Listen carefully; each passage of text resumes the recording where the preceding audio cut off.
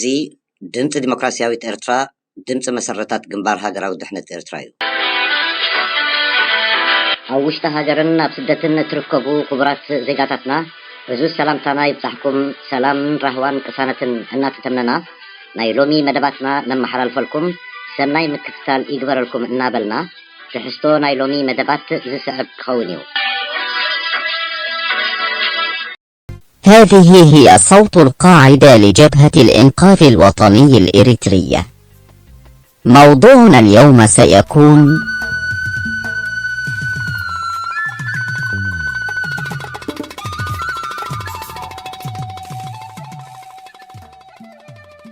سنعرض بعد ذلك الموضوعين التاليين: 1. بمناسبة الذكرى 34 لاستقلال إريتريا تعليقنا بعنوان عيد الاستقلال 34 وخطاب الدكتاتور إسياس أفورقي. 2. يحتاج شبابنا إلى دعم جميع الإريتريين الذين يهتمون ببلدهم في نضالهم من أجل توحيد أنفسهم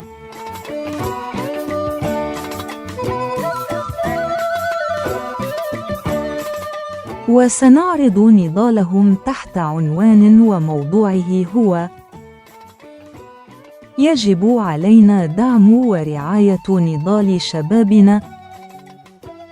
نرجو منكم جميعا متابعة برنامجنا.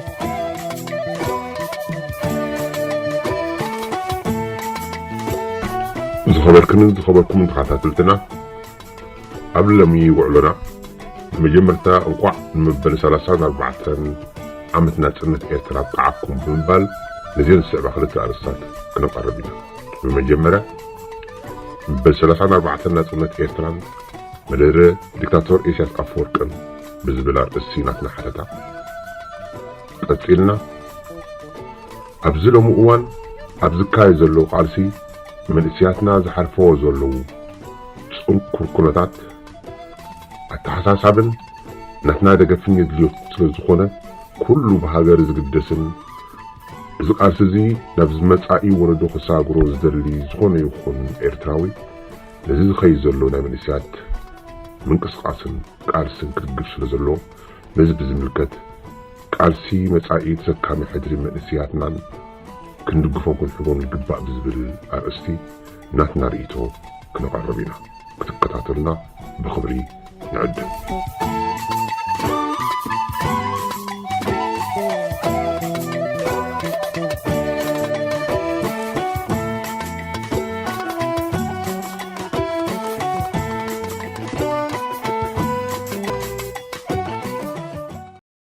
ደስላል እስቲ አሁን ደግሞ አብረን አጨብጫቢዎች አንድ ላይ እንጫወታለን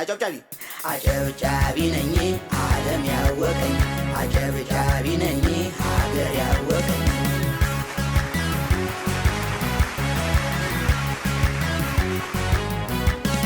አጨብጫቢ ነኝ ዓለም ያወቀኝ سلم جن مهزنة بالسجنان هجرفن أفكرتشين عصرتن شمونتم مستجمرة كساب اتني حبالت على إنا يوزبلوز نبرو ودب هو حات حنسابنا وحاورون مسأت زهك أنا سمد زخلف ديكتاتور إسياس أفورقي كل همو سلطانو كما يحلون يدلدلن انبر طغمتات أحزاب مسرع أب أجندو كم زيلا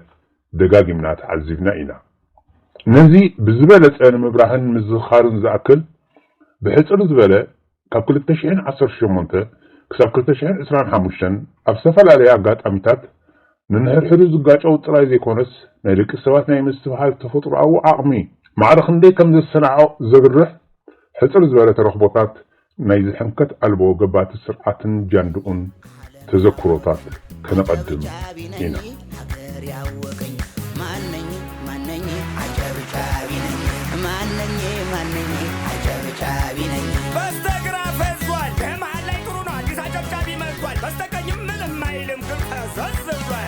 ለመጣው አጨበጭባለሁ ገና ለሚመጣው ተዘጋጅቻለሁ ሰው ይታዘበኛል እኔ መቻውቃለሁ በሄድኩበት ቦታ አጨበጭባለሁ ማነኝ አጨብጫቢ ነኝ ማነኝ አጨብጫቢ ነኝ አጨብጫቢ ነኝ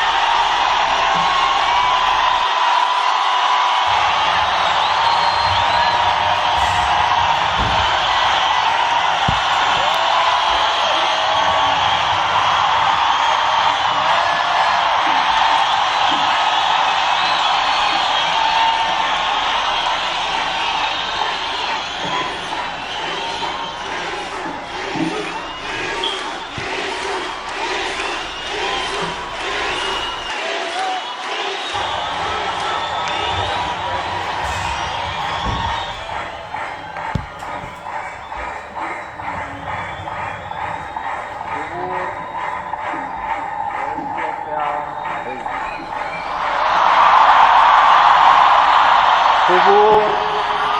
ዶክተር አብይ አሕመድ ዓሊ የኤርትራን ሕዝብ የሰላምታና የፍቅር መልካም ምኞት ሳቀርብ የሚሰማኝን ደስታ እየገለጽኩ እውን ስላደረጋችሁት ድል የተመላበት ታሪካዊ ለውጥ እንኳን ደስ አላችሁ እላለሁ።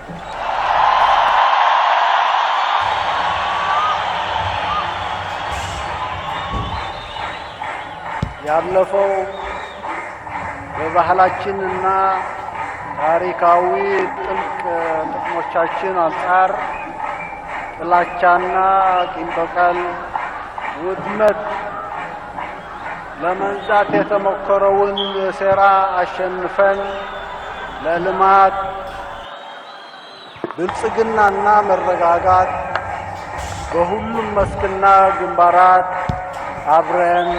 ልንመርሽ ወደፊት ለመራመድ ቆርጠን ተነስተናል።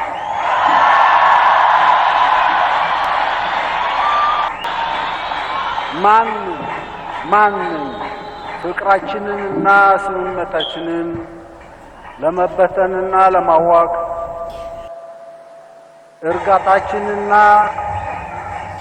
እርጋታችንን ለመሸበር ለማጥቃት ልማትና እድገታችንን ለማደናቀፍና ለማውደም እንዲፈታተነን አንፈቅድም።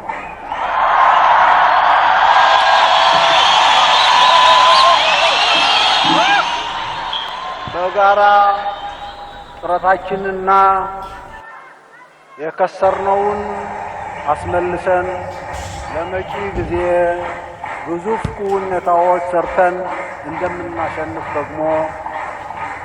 እርግጠኞች ነን። እዚ ኸይድ ዘሎ መስርሕ ከዓ ሸቶታቱ ክወቅዕ ኣብ ድብፃሕ ክንበፅሕ ከም ድጉየ ክንጎይ ህዝቢ ኤርትራን ህዝቢ ኢትዮጵያን ክልተ ህዝቢ ይብሉ ዝዛረብ ድሕሪ ሕጂ ነቲ ሓቂ ዘይፍለጥ ጥራይ እዩ። ክልተና ከም ሓደ ህዝቢ ነገርና ክንጓዓዝ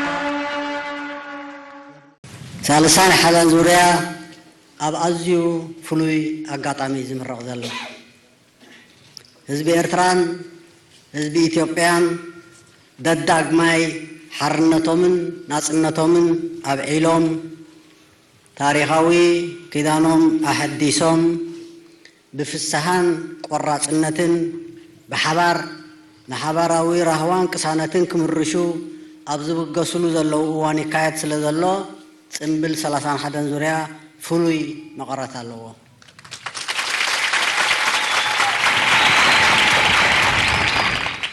ዝኸሰርናዮ ኣምሊስና ኪኖቲ ክንበጽሖ ዝነበረና ሓሊፍና ምእንቲ ብዘላቕነት ክንግስግስ ብዝሓየለ ናህሪ ብዝደርመሰ ጉልበት ብዝኻዕበተ ጸጋታት ብዓጸፋ ሽፍት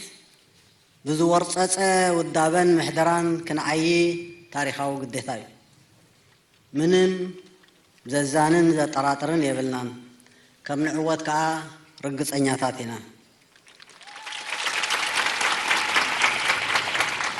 كلكم 31 ዙርያ مستشعي ዙርያ ማሞስ أمركم قانيو تمرتكم فلتتكم سحلو أتكم شات أبلو عوضكم كا نايقدني إلا خطير كالزي صباح ناي حزب إرترا ناتكم ملغته حيزة ندي سابا يخيط سلد اللغو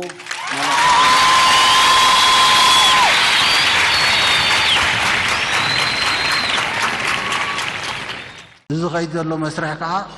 شتوتاتو وقع عبد بصح نبصح كم دغويه خنقوي حزب إرترا حزب إثيوبيان كلته حزب يولد زارب دهر هيجي نتحق ذي في الطريق كلتينا خم حدا هيجي ونقدرنا خنقوعه بل 30 حدا عمت ناسنتنا والكو نمسنادوتي بعلى بركتون زغور كلهم لعل مسغانا زيادة تمهرتن تمكرن تقسيملو ناصرنت هاجرن كبر الاولونتن هاجراو هنصتن تملاليو او وشت 80 عمتات قص بقص እና ተዋሃለለ ዝተነጥ حارة حزب ዓለምን يوهانا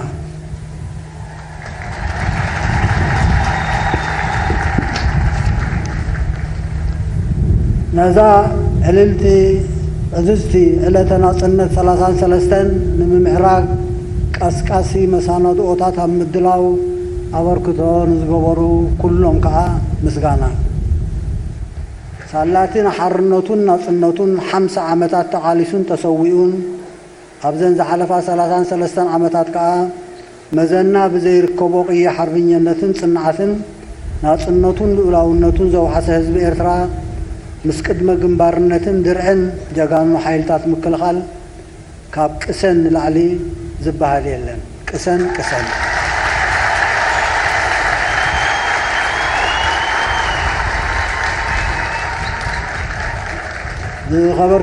ዝኸበርኩምን ንዝኾነ ተጻብኦ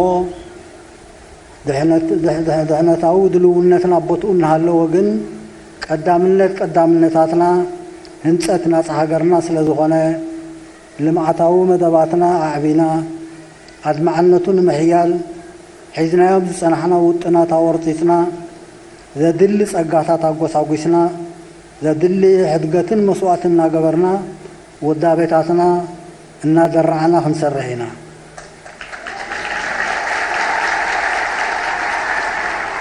أبو طائب نزلو زيقاتات أبزي تفلالي إذا خيط له مسرح كا شتوتاتو وقع عبد بصح نبصح كم دغويه خنقوي حزب إرترا حزب إثيوبيان كلته حزب يولد زارب دهر هيجي نتحق ذي في الطريق كلتينا خم حدا هيجي ونقدرنا خنقوعه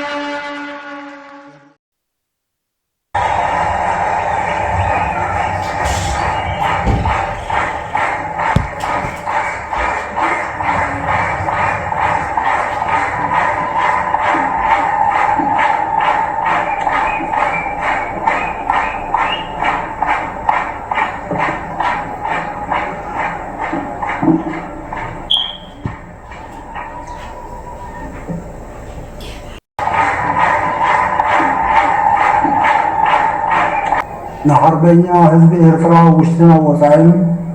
بس كلهم فتوتون حارة حزب ዓለምን يوهانا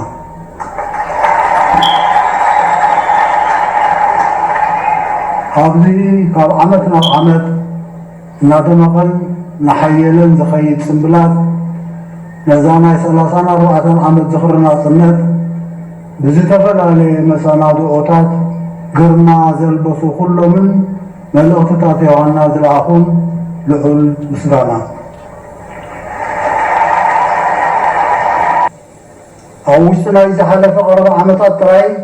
بسم بالصقنا كان حدش وكيل ويتجزئي قبل أن حزب إثيوبيا أو يومو زلو خيناتات ناي ጭንቀቶም مرأيي بسفر عليه معزنات ناي مايات ناي نيلن قيح بحرن ناي بحر مسقط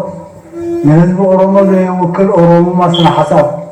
ኩሻውያንን ሰማውያንን ሕንቅል ሊታይ ናይ ኤትኒካት ሓድሕድ ኩናት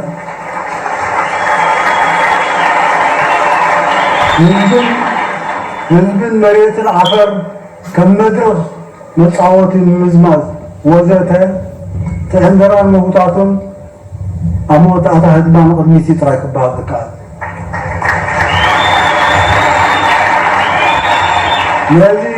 ነዚ ተኣውጁ ዘሎ ኩናታት ሓንቲ ዘይኮነ ብዙሕ ኩናታት ዝፈጻምዎ ህዝብን መንግስትን ኤርትራ ዝፈሓት ዘሎ ቁልዕን ስውርን ሸርሕታት እውን ዘይፈለጠ የለን እንታይ መደምደምታ ተወጊሱ ዝነበረ ተስፉ ሃንቀውጣ በኒን ነቶም ዝሓለፉ ነዚ ኸይረኣዩ ዝኸዱ ነዚ ኸይረኣዩ ኸይዶም ኢልና ንጣዓሰሉ ንሕና ግን ዕድለኛታት ኢና ዝረኣና እዚ ኸይድ ዘሎ መስርሕ ከዓ ሸቶታቱ ክወቅዕ ኣብ ድብፃሕ ክንበፅሕ ከም ድጉየ ክንጎይ ህዝቢ ኤርትራን ህዝቢ ኢትዮጵያን ክልተ ህዝቢ ይብሉ ዝዛረብ ድሕሪ ሕጂ ነቲ ሓቂ ዘይፍለጥ ጥራይ እዩ ክልተና ከም ሓደ ህዝቢ ነገርና ከም ንጓዓልታ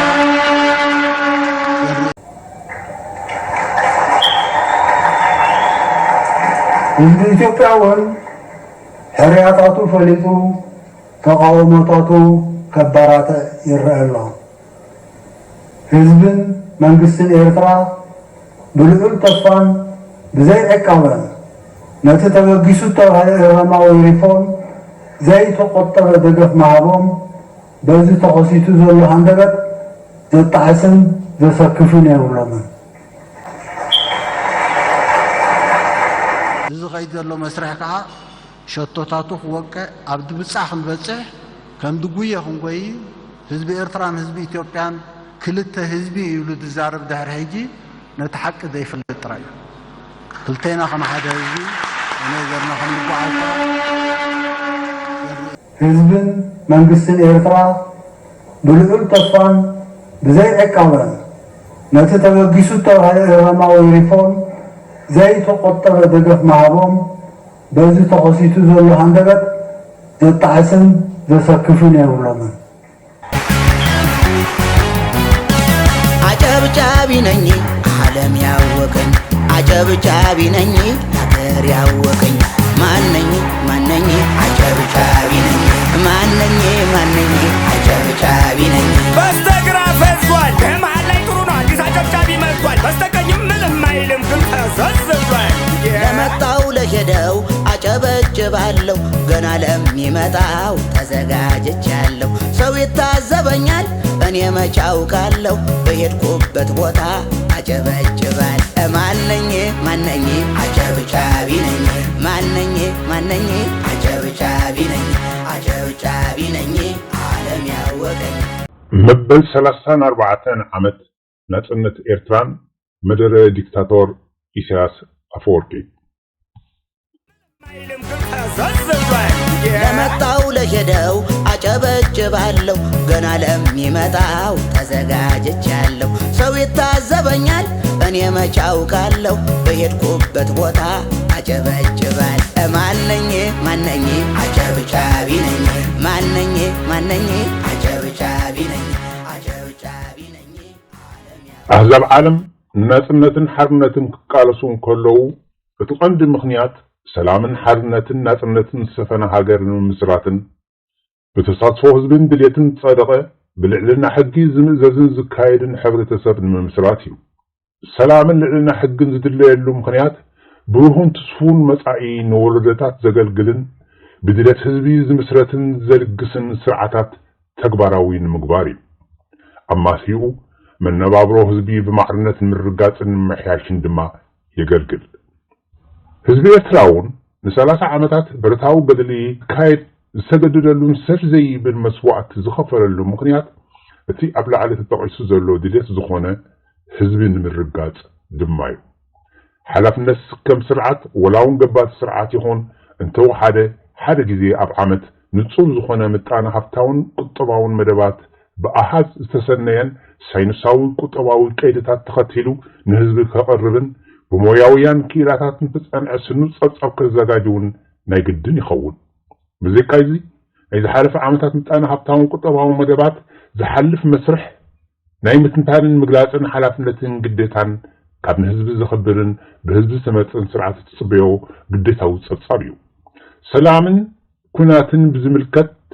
نزعباتات منالباتاتن ناي مقلاتن هزب أقدمو خفلطو ناي مقبار حلافنت كاب هزب سمتن سرعة تصبيو أمري مثلنا إذا حلف 34 عامتات أبتحت قبات سرعة إسياسن جاندؤون زحلفنايو كمان نمجز زخاف حلافو كنمزن كلنا جن هاجرنا بوينتاز سرعة أبكونغو حنيش بعدما جبوتي يكون إثيوبيا مس كلهم قرابتي وقع قايد كله توقع مسجمرن زيجاتنا بحلف من إسياتاتنا قداي زيد اللي وقعن بوينتان اللي يتن حساباتن حدا والقسب مسكونة رأينا كم هزبي جونجينا نفوت أبزن زحلفنا يبارنت 34 عامتات هزبي عجيبولون تجددون زاتنا يوقع يكون قنصي ويدما متأنا حبتاو مدب يكون محدرة يلو كلن اتن بعشحات زقطو عشلات من اسياتنا زخسرنا لقنصتات بوينتان دليتن سلطانا حدا والقسبن جاندؤون بزحلون زقلقلن زغدمن مدبات تحانس مخانو بتريخ نسمرلون كين زنقعون يقبا نزب زي ما تزرقا قصنا إساياس أفوكي أقلتشن أثر شمونتا أبزقبرو زعنوا تحسطو هاقرن بعبيدما أبزيد اللي يوقع زهالك أمن سياتن كعجبو أي كسرنان إلو مدن دامويو معرخن دي نقاط حزبن هاقرن كان سعرون هاقرن حزبن كان فطرات سبزي كونس كمنا يقل ناوتو بمقطار أبارن التاون قدب ألبون وتحدروا أقلقلوت بزيد اللي يتوجهو حزو زلو أفراين ناي متعي تقبال خون زقبو أولدو زحلفو زلو حلاف متقاس يأكل ديكتاتور إسياسن جاندون تمارز بلو هزبي تعذبو ما يتعذبو أي قد يومن كاب سلسة حدار كلتشحين إسان كلتن كاب سلسة حدار كلتشحين إسان 4 استقايدة أبزي ملكتنا وقز حالق من إسياتنا كي عجبو تسراوتو فتيمو زبخال سبقاو قهستن بأمسي انترناشنال أول حلق كاتت كلتشحين إسان حالن بقطري إندكس AFR إسان حاموشن سلاش 3 أسرع حالن سزرق حكسي عشيش بمبال كي أكل أبزي ملكتنا وقدرن نتام لومي بسندو زعدمهم زلو حوحات مالي جيم أوفر مسود عدهم كوني قسمتكم يدو السمع بناتو حساباتن بعبور تعبيتن كم زخبل كله معرخندي قبل علي حزبنا زلو نقطن نهاجرن حزبن كم دلا يزقلقللو نواتو نايمو قطع سمعيتون اقبتن سعرهم خانو بزي ما تأزملك تكون النتيو تزحزن بن كاروت أحزاب بتاريخ حانت سانتي موغا حبستي كبيرو إيلوم سلاماو سلفي كقبو كلون انبيتا خسمعون كلون نحاقن كم ناوتي كم دلا يزقام على حنا سرعات يأكل زي مبالنا بحلفي أبو شهادر فنحن حكنا بالزي مخالنا زرنصون زحفرنيو نمسعاوي ولدو نخردو زرنصو حلفت نقل فلوخم زلونا كنفلت نايقدن يخون تخالي زدرم مدرن عقاتن ديكتاتور أو إسياس عامت أبكندي بأحاس تدقفت نمن نبابرو حزبي أمحياس زقلقل أهزاون نتصورون ساينساون مدبات كند زقرب بحفش أمتال المقصعات سعينتو نسلاسة عامت اندا دقاقامة تمساسالي كالات بمدقام يحدفو قالو كابزين العالي قبل الحزب زلو نعقات انتاي كيم تصوو تعبيت المقلسي كله أي كيلن نحنا كم حزبي ودبات والكسبات فطرات إيرتراويان حزبنا بحلفو زلو حلاف أفراي خونز قبو من إسي ولدو أردا درس يقولون عسكرنا بارنت مسطحون أدلنيا زخونة نسدت منبحو نحرفو زلنا نسلسان 4 عامتات زحالفنا جناون أمعدنا تسألمات متع انت زي كوينو نيتاز فاج أورا زي مرأينا لتحاسب كمخان العدي زايدة عمر كوينو اللو سلزي بزين حسيان قزار سنام قمقام كن حالفو زي نخيل قدلن كونة المخانو أشيش مبال نفس متلالن حلفنتاو في التحزيم متداوم كمخان أي حالفن أمو أبقرنا 10 شوعاتهم إتي كفل زمن زبرة صحفاين درساين أنتوني ويلدن أب صحفو The Court and the Character of King James در استعمل صحفو كم زتقصو حد جزء أنت أتالي كاني كتحفر جباكا كلت جزء بتمساسالي أنت أتالي كاني جن أنا يكحفز جباني زولو ዲክታቶር ኢሳያስን ጃንዱኡን ን34 ዓመታት በተደጋጋሚ ከተሉና እንኮለው ክንሐፍር አይግባአና እንዶ ለመጣው ለሄደው አጨበጭባለሁ ገና ለሚመጣው ተዘጋጅቻለሁ ሰው ይታዘበኛል እኔ መቻውቃለሁ በሄድኩበት ቦታ አጨበጭባል ማነኝ አጨብጫቢ ነኝ ማነኝ አጨብጫቢ ነኝ ዓለም ያወቀኝ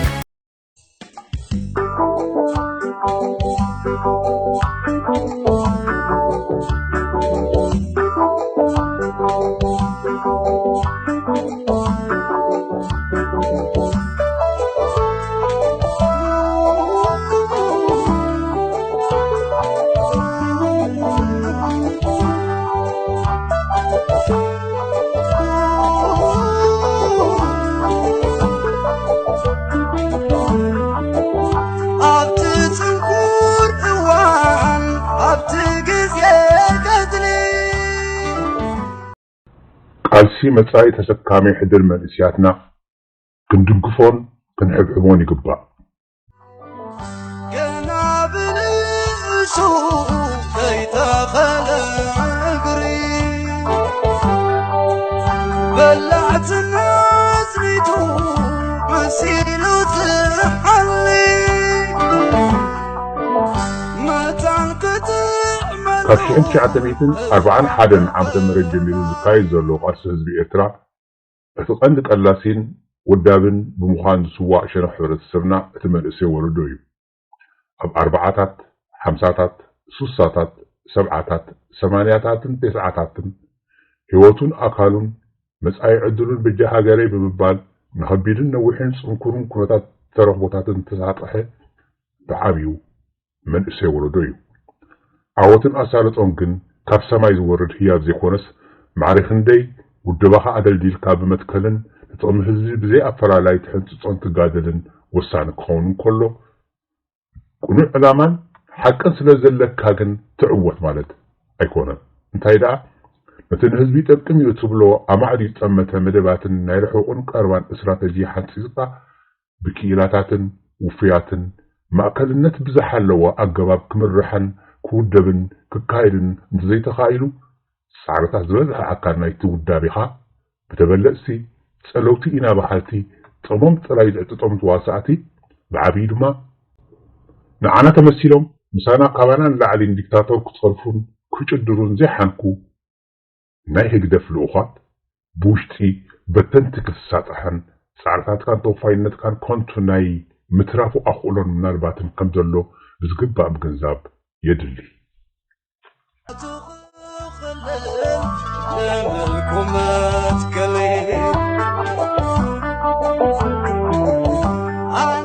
ድልድልን ምእኩልን መሪሕነትን ውድባን ኣለካ ማለት እውን ንበይኑ ንኣብዝሓ ህዝቢ ብሕልፊ እቲ ውፅዕን ድኻን ክፍሊ ሕብረተሰብና ብዘገልግል ትዕወት ማለት ኣይኮነን ብዘይ እማትእ ናይዚ ህያው ኣብነት ህዝባዊ ግንባርን ድሒሩ ህግደፍ እዩ መንእሰይ ሃገር ኤርትራ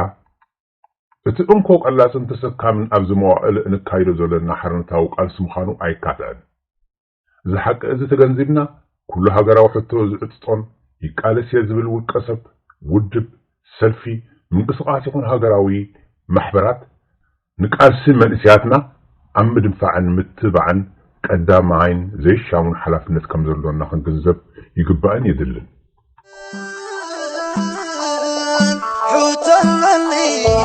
حوتلني زيترقو ملسي ከምቲ ኣብ ላዕሊ ተጠቕሰ ግን ወናኔ ቁኑዕ ቃልስን መንእሰይን ብምዃን ካን ጥራይ ትገብሮ ቃልሲ ዕወትን ይጥጥዕን ማለት ኣይኮነን ቃልስና ሸትኡ ባዕድማዕነትን ብዝግበአን ኣዕዊቱ ናይ ህዝብና ናይ ሰላም ግዝኣተ ሕጊ ማዕርነትን መነባብሮ ህዝቢ ኣብ ምሕያስ ዘማዕዱ ቁጠባውን ምጣነ ሃብታውን ጭቡጥ ዓወታትን ብምዝጋብ ክትኽተሎ ዝግባእ መርሆን መትከልን ክህሉ ናይ ግድን ይኸውን حوتلني زيترقو ملسي ብሕፅር ዝበለ እዚ ኣድማሳዊ መትከላት ክዝከር ይግባእ ሰንድማ ልኡላውነት ኤርትራ ምኽባር ዝግበር ውደባ ኩሉ ሕብረተሰብ ኤርትራ ብማዕረግ ዝሳተፍ ምዃኑ ምርግጋጽ ዲሞክራሲያዊ ስርዓትን ልዕልና ሕግን ቀዳማይ ዕማም ምስራዕ ሃይማኖት ናይ ብሕቲ መንግስቲ ግን ናይ ኩሉ ምዃኑ ብዘይማተ ምርግጋጽ ምስ ጉራብቲ ሃገራትን ካልኦትን ዘለካ ርክብ ኣብ ሓባራዊ ጥቕምን ምክባርን ኣህጉራዊ ሕግታትን ተሰረተ ምዃኑ ምርግጋጽ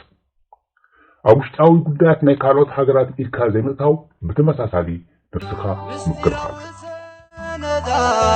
ስንታናይ ጀጋኑ ኣፍካ ኣፍላም ተባኺዶ ነዊሕ ተደፊኑ ኣብቲ ሽዑ እዋን ዝፈጠራ ነቓ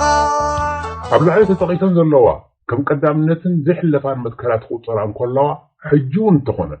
መትከልካ ቁኑዕ ማለት ግን ናይ ግድን ትዕወት ከም ዘይስምዕ ብትሪ ክስመረሉ ይግባእ ቁኑዕ መትከላት ክዕወት ዝኽእል እዘን ስዕባ ረቋሒታት ምስ ተማልኣን እተን ረቋሒታት ድሕሪ ብዘይማት ምምላእ ጥራይ ምዃኑ ምግንዛብ የድሊ እተን ባዕላዊ ረቋሒታት እዘን ስዕባ እየን ካብ ታሕትን ላዕሊ ይኹን ካብ ላዕልን ታሕቲ ዝተማልአን ዝተመጋገበን ዝቆፃፀርን ዝተሓሳሰብን ዝነጥፍን ውደባ ህያው ምግባር መሪሕነት ውደባ እሙናትን ጎናዊ ጥቕሚ ይኹን ኣበር ዘይብሎ ምዃን ምርግጋጽ መሪሕነት ውደባ ክእለትን ትምህርትን ምምዕባልን ዝብህጉን ዝፅዕሩን ምዃኖም ምርግጋጽ መሪሕነት ውደባ ሱልካ ህደፍ ዘይምዃኖም ብዘይማተ ሙሉእ ብሙሉእ ምርግጋጽ ኣባላት መሪሕነት ብድሌት ኣባላት ውድብ ዝምረፁን ዝወርዱን ምዃኖም ምርግጋጽ መሪሕነት ውደባ ልዕሊ ውሽጣዊ ሕጊ ህንፃ ውደባን ሃገራዊ ጥቕምን ከይኮኑ ዝቆፃፀር ሜካኒዝም ህያው ምግባር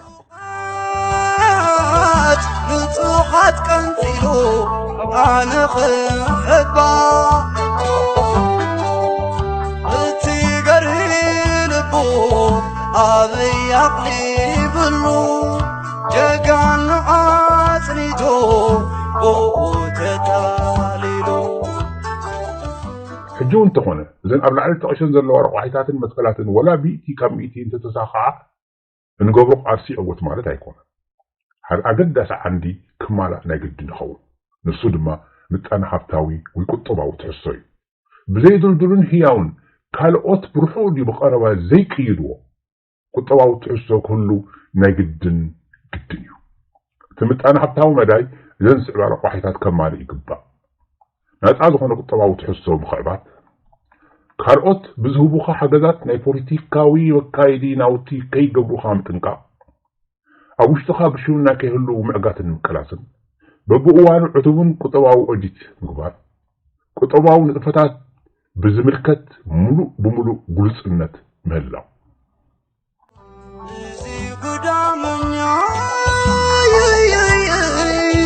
ደም ሰብ ስለመደ ኩለን ነርኪብላ በፍሪ ሕሳስ ልደ ብሕፅር ዝበለ ንሕና መሰረታት ግንባር ሃገራዊ ድሕነት ኤርትራ ነቶም ሓላፍነት ወሲዶም ዲክታተራዊ ስርዓት ኣስመራ ክቃለሱም ኣብ ኤርትራ ሰላምን ልዕልና ሕግን ዴሞክራስን ብተግባር ንምዕዋት ተበጊሶም ዘለዉ መንእስያት ደቅናን ይሕዋትናን እነቕርቦን እንውኮሶን ብዕቱብነት ንኽመዝንዎ እንላብዎን እዘን ኣብ ላዕሊ ተጠቒሰን ዘለዋ ምኽሪ ለበዋን እየን ብወገና ሙሉእ ምትሕብባርን ደገፍን ከምዘይነፍጎም ነረጋግጽ ብማዕሪኡ ድማ ጌጋ ክግበር እንከሎ ሓላይን ኣቕርቦኣውን ነቐይፈታን ምኽርን ብዘይንሓፍነት ካብ ምቕራብ ኣይንዕገትን ኩሉ እንዳኸሓደ ሃይግረግኒትዋ ሓርዩ በብሓደ እቲ ቐፂሉ ስዕብ ኣገዳሲ ምኽርና ድማ ካብ ዝሓለፈ ምንቅስቓሳትን ውደባን ተቃወምቲ ኤርትራ ስለምንታይ ክዕንብቡን ክምዕብሉን ዘይከኣሉ ብተገዳስነት ምምዛን መማረፂ የብሉ ንኣብነት ምንቅስቓስ ስመርን ይኣክልን ስለምንታይ ተደርቂሱ ምምዛኑ ኣገዳሲ ይኸውን ምክንያቱ ካብዚ ብዙሕ ትምህርቲ ክንወስድ ንኽእል ኢና ብተወሳኺ እቲ ብ2010 ዝጀመረ ተስፋ ዝነበሮን ብዙሓት ዝዓሰርዎን ኤርትራዊ ሃገራዊ ባይቶን ዲሞክራሲያዊ ለውጢ ኣብ ውሽጡ ተበላሊዑ ከይኣክል ኣብ ዘለሙ እዋን ኣብ ቁርባ በሻ ሓደ ውልቀ ሰብ ዝወደቐሉ ምኽንያት ኣባኻትኩም ከይድገም መምሃሪ ክኸውን ይግባእ ዝብል እምነት ኣሎና ብዝተረፈ ሕድሪ ቃልሲ ኣብ ዝባንኩም ኣሎ ሙሉእ ኣሳልጦ እናተመነና ደገፍኩና ከም ዘይንፈገግኩም ደጊምና ንረጋገጽ መሰረታት ግንባር ሃገራዊ ድሕነት ኤርትራ ድሕነት ህዝብን ሃገርን ልዕልኩም تلعن من حسين تخلي ديمقراسي حوتنا خملس حمامنا خفواس تلعن بالهزبي ما قالسي تبقس نزقل حتو كركبوا ملسي تلعن من حسين